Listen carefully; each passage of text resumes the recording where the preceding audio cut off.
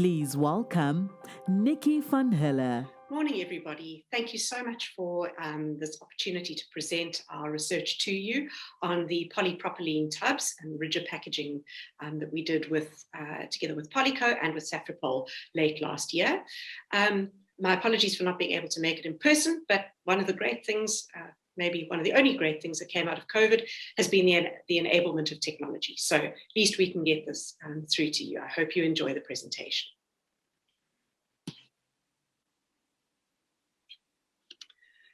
So this research that was conducted last year was really looking at understanding what happens to polypropylene tubs, your ice cream tubs, yogurt tubs, and margarine tubs that most of us know are yo ma's Tupperware. We always thought that, but was that the truth? So essentially, what Polyco and Safripol commissioned us to do was understand, first of all, what was going into the market in terms of these particular products, what was happening to them at the end of their life from a recycling, litter, landfill point of view, understanding how much, if at all, they're being reused, and then when they are reused, what is being done with them? Who is using them? How are they being used? And really the underlying driver behind this research was to understand what we could do better and how we could drive the circular economy, particularly around reuse or repurposing of these particular tubs. The research was really, really interesting and gave us some valuable insights for both brand owners and retailers, as well as packaging manufacturers, particularly in terms of designing these products for their next life. So our approach was a very all-encompassing piece of work. We looked at, first of all, understanding what was entering the market. We worked with Safripol. We got some data from Sasol to understand from a polymer perspective what was entering the market. We worked with the key converters. They shared their data with us, as did the core brand owners and retailers, who were able to put all of this information together, join the dots, and essentially estimate how much is entering the market. We then looked at recycling information, landfill data, litter data, and most interestingly for me, certainly, was the consumer insights data. We put all of this information together and out came some implications. So in terms of what is entering the market every year, we've been able to estimate this particular product type or the formats that are entering the market at approximately 10 to 11,000 tons, 103 million yogurt tubs, 80 million margarine tubs, and 31 million ice cream tubs. It is fairly intuitive when you think about the number of items that are produced, with yogurt being by far the greatest, and ice cream being the smallest, if you think about how many times a household of a middle income or upper income might be buying those particular products. Margarine, that services across all the income groups, with a fair number of those entering the market. From a tonnage point of view, the weight of the yogurt tubs is obviously slightly lower than those of the ice cream tubs, just given their size, hence the distribution being a little bit more even from a tonnage point of view between the three products. As I said earlier, my greatest interest in this particular project was the consumer research. We don't do enough consumer research in the waste space, I believe. And this particular project enabled us to really get to grips with what consumers are doing, why they're doing what they're doing, and how we could potentially make their lives easier by modifying things in this space. So we reached over 1,000 consumers in a number of ways through our research in this space. We did over 1,000 online surveys. We conducted a number of telephonic interviews with consumers across all income groups in South Africa and across all provinces. We did some face-to-face interviews with over 100 people in low-income township and rural environments. And then Polyco assisted us greatly with running a number of social media polls, which reached over 1,300 respondents. That, together with the Petco recycling report and some telephonic interviews with schools and soup kitchens, we're able to put it all together and get some really, really interesting insights into consumer behavior with regard to these particular products. So, as you can imagine, as I've said earlier, the yogurt tubs are by far the most purchased, but they're definitely the least reused. So when you look at particularly that bottom graph, you can see here the number of times or the percentage of times that a product was selected by consumers as I don't ever reuse this particular type of tub, versus an ice cream tub, which you can see almost everybody reuses. This information was validated through all of our interviews and through all of our polls. But I think what makes it most interesting is looking at it from a consumer perspective, straight from the horse's mouth, as they say. So I'm going to show you a short video that just gives you an idea of what works and what doesn't, and why yogurt tubs don't work. So let's see how it will fit in. Easily for these ones to go on top of each other.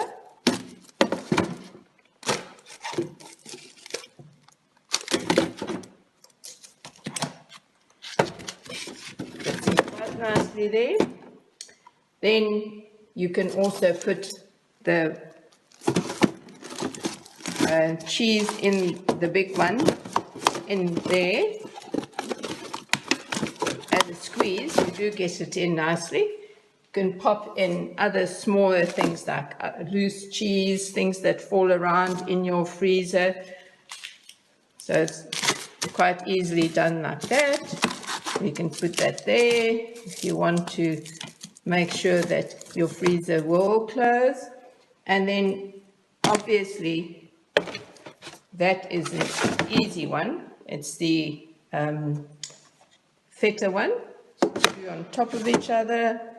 If you now try and fit in the yogurt tubs, you'll see that it won't fit in because of the round shape. If I had to use the tupper, it will go in beautifully.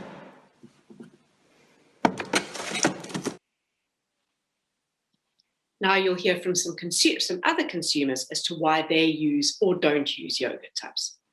And then the reason that I use those two as opposed to the yogurt ones is because of the way the shapes are. They're able to be stored, and I can stack them on top of each other so that they don't take a lot of space. And with the yogurt ones, the reason is that they're normally oval. I don't know what the shape is, the oval or whatever shape of the yogurt is, and then they're longer instead of flatter. I hope that makes sense. So if you store them in one space, it means they occupy. So I find yogurt containers not that user-friendly to store leftover food because they are so deep. So if I put food in there, I almost have to, dig quite deep into the container to scoop them. The shape of containers. Well, maybe I'm a 2x4 sort of person, but when I pack my freezer, if I've got all my containers that are either squares or rectangles, rather than rounds or the yogurt sort of shape, maybe we could have everything in squares, rectangles, or the rounds are not too bad. They don't take up too much space, but yogurt shapes are really not reusable friendly. The yogurt containers, while I do use them more to give food away or to give other things away, they are not that practical to keep in the fridge. I find that the sort of round, elongated shape of them makes them a little bit cumbersome to keep in a fridge. They don't fit into all the shelves, and then it's awkward to sort of stack other things around them. My fridge So what we found was really, really interesting was from a packaging point of view, not only is it difficult for yogurt tubs to stack in consumers' fridges, but also for those of you who know how these things are transported, they're actually transported either in PET or in cardboard, what they call collation trays, because the base is smaller and rounder than the top and stops them falling over. So even in a transporting space, the yogurt tub shapes make it very difficult to move these things around. So let's see how it will fit. So in terms of who's using what the most, I guess it is quite intuitive, but it was wonderful to have it confirmed by consumers that ice cream tubs are by far the most reused, followed by margarine or butter tubs. You can see here on the right of the slide, the number of applications that people use these things for. Good grief, it's quite amazing. Anything from somebody even uses them as a cat litter tray. They must have a very small cat. But for tools, for medicines, for food. And very often it's both in the household and in terms of giving away things, particularly food. One of the really interesting things, though, was that consumers find it very frustrating to have products that are covered in branding. So when you put something, particularly if you're using it as a food storage container, much like a Tupperware, if it has, for example, branded yogurt all over it, you stick it in your cupboard or back in your fridge. You don't know until you open it what's in it. So you dig in, you think you're going to pull out some yogurt to put on your muesli, and oh dear, there's 2 days ago's curry. So that, from a transparency point of view, was something that consumers were saying, wouldn't it be wonderful if we could see through these products, even if it's just a small way of seeing through them, a transparent lid or something like that. The other thing, and we know that from a branding point of view, these things are designed to stand out on shelf, but unfortunately, when they get reused, they drive consumers bonkers because they're covered in branding, and then the branding gets scuffed and looks messy.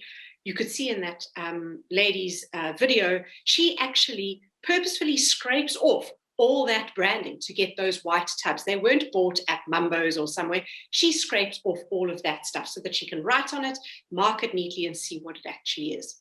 So very interesting. But I think from a positive perspective, why these things are used is the size. The strength also came up as something that consumers really like from the ice cream tub perspective. But on both of them, one of the things that consumers repeatedly brought up with us, and this wasn't one or two consumers, this was a huge number of consumers, was that the lids never fit properly after being used once or twice. So they lose their shape, they pop off. So it doesn't make them ideal for storing things over and over again.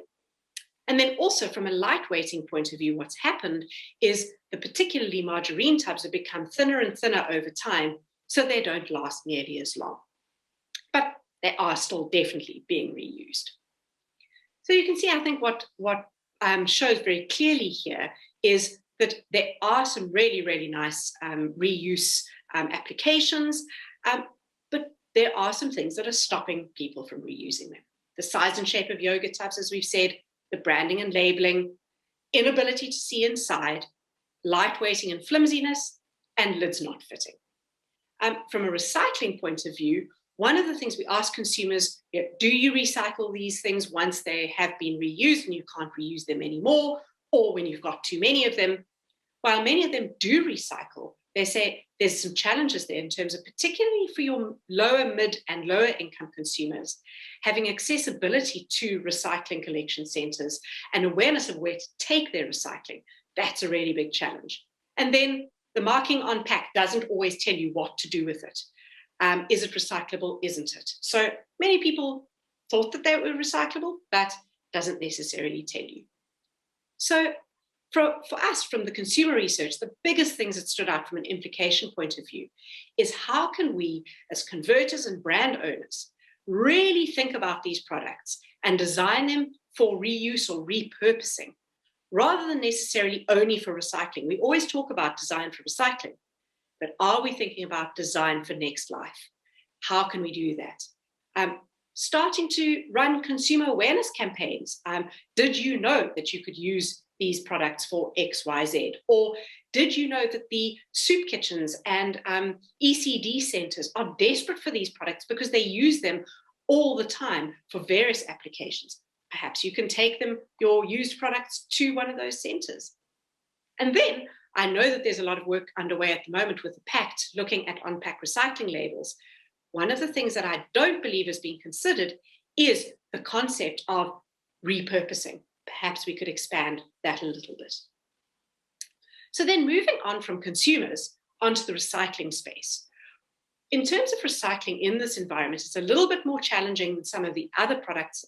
You would have heard Rob talking earlier about the HDPE milk bottle study. But The PP space is a lot more challenging. Most of you will know that PP recyclers don't separate out the various types of polypropylene. So we needed to do a little bit more work to try and understand what was entering and what was being processed. So we looked at informal collectors, and it was fantastic. We worked with the Arrow guys up in Johannesburg. They were of enormous value in this project, helping us get some really, really great visual information, pictures, videos, and giving us actual data. We worked with buyback centers, waste management companies, and very importantly, with recyclers. Put all of that together to get an idea of how much of this stuff was entering the recycling waste stream. So you can see here, the number of tubs that are getting collected by your informal street reclaimers are significant. Have a look at these pictures. You can see these tubs are popping out all over the place. Although from a weight perspective, you can imagine the weight of a yogurt tub versus, for example, the weight of this looks like a wash basket of some sort or some little other tub. These products over here, these rather big carrier buckets, those things weigh a lot more. So from a tonnage point of view, it looks like your yogurt tubs, margarine tubs, and ice cream tubs are slightly lower, although there are significant volumes. We did do a waste characterization working with MyPlas and with K1, where we actually unpacked various bales coming in. You can see again over here, there's your washing baskets and your rather large tubs over there. So you can see from a contribution point of view, over 2,500 kilos of other PP, of which only relatively speaking 120 kilos of PP. We have subsequently done some further analysis with MyPlas over the last couple of weeks, and our research has been validated by this. We also surveyed 12 recycling facilities. They all reported seeing PP tubs in almost every batch, but because they don't disaggregate, it was very difficult for them to give us any sort of quantum. But what they did say to us, which we thought was really interesting because it was very aligned with what the consumers were saying, was, is there no way to make these things white in color? Because the more branding, the less valuable the products can be when you can essentially only turn it into black product when you recycle it. Could we use different labels? Because very often the labels are difficult to get off. They're stuck on, really, really challenging. And thicker walls. And I think last year at the Safripol conference, I think Chandru spoke a lot about right weighting, not light weighting. And I think this is what the recyclers are referring to. But the consumers are also asking for something that is a little bit more sturdy. So I think it is that balance between getting as little product into the package as possible, but without losing the substance of it. From a landfill point of view, we were able to leverage JG Africa's waste characterization work. They did a really great piece of work for us, summarizing up all waste characterizations they've done over the last number of years. Essentially, this is just on one slide. There's a lot more to it, but what you can see from their research is that yogurt tubs and smaller margarine tubs, the 500-gram ones, are far more prevalent than the ice cream tubs. And that the lids that are found, very, very often you find lids in the waste streams, they tend to be round, i.e. the yogurt tubs, and they tend to be much smaller. So again, it does give us an indication that ice cream tubs and the larger margarine tubs are being reused. From a waste reclaimer point of view, you can see this picture up here is just a picture of the Mary Louise landfill site up in Johannesburg. One of the reclaimers that works the landfill site gave us some really great data over here, talking about how much she picks off and her compatriots pick off the landfill every week. The truck comes for PP, and it's up to 18 tons per week that is collected and taken for recycling. So we're knowing even though stuff is hitting landfill, it is being taken for recycling. Here's a very short video from the reclaimer that worked with us, sharing her insights. Here is the effect of full of grades that mix up. I talk about, as I have told you, really the ones for ice cream, they are too small. There are not so many. So you can see, she says there's not many ice cream tubs. There are some other tubs. So from a litter perspective, Dr. Peter Ryan from UCT, we're very happy to receive his raw data. He was very generous in sharing it with us so we could actually analyze it between 2019 and 2020, both from a street perspective and the beach cleanups. And they collect their data right down to a very granular level. What you can see here, of all the tubs and bottles collected, only 3% of them are the tubs that we're looking at. From a total of PP, however, there are about 36% of PP collected. But again, re-emphasizes what we see here from a total number of units. Yogurt is by far the biggest, followed by margarine and ice cream. And you can see over here, this other are the small yogurt tubs, so your little cups and those ones that are separate units as opposed to your 1 kilo and half kilo ones. Plastics SA and the Swartkop Conservancy were very helpful in this project as well, sharing a whole lot of their data.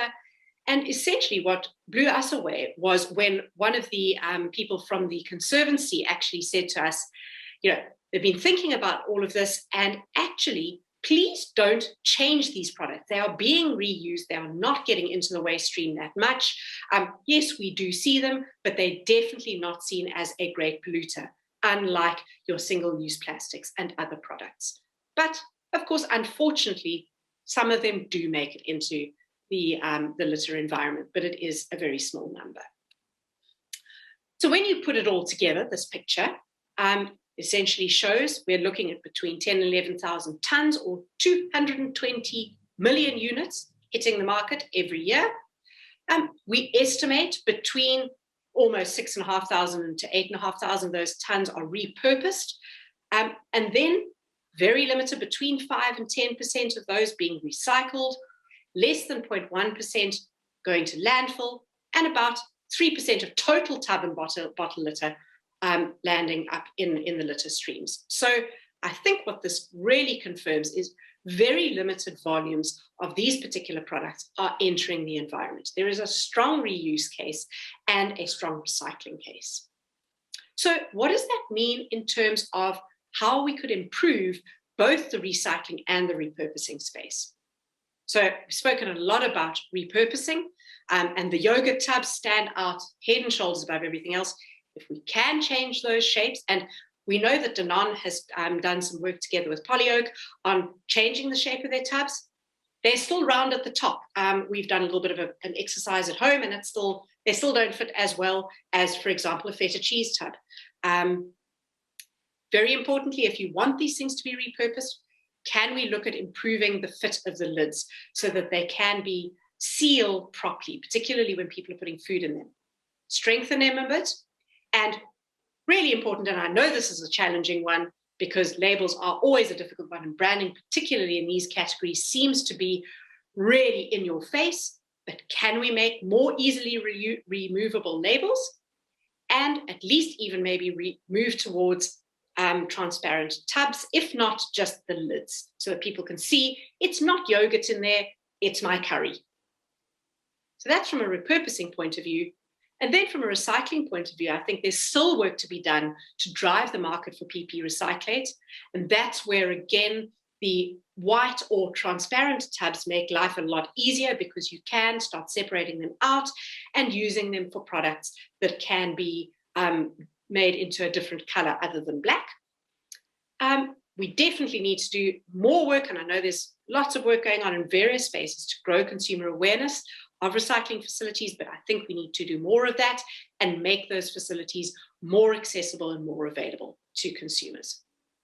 So I think in summary, when we look at going forward, and this is, I think, one of the reasons why Polyco particularly initiated the study, was to say, from an EPR perspective, what should we be doing and how should we be setting up the EPR schemes for these particular products? And really what came out of this was, it's not only about recycling, it is about repurposing. So how do we start encouraging brand owners, retailers, converters to start thinking from a design for repurposing perspective. So that's it from me for now. Thank you very much. We will see you shortly for the Q&A.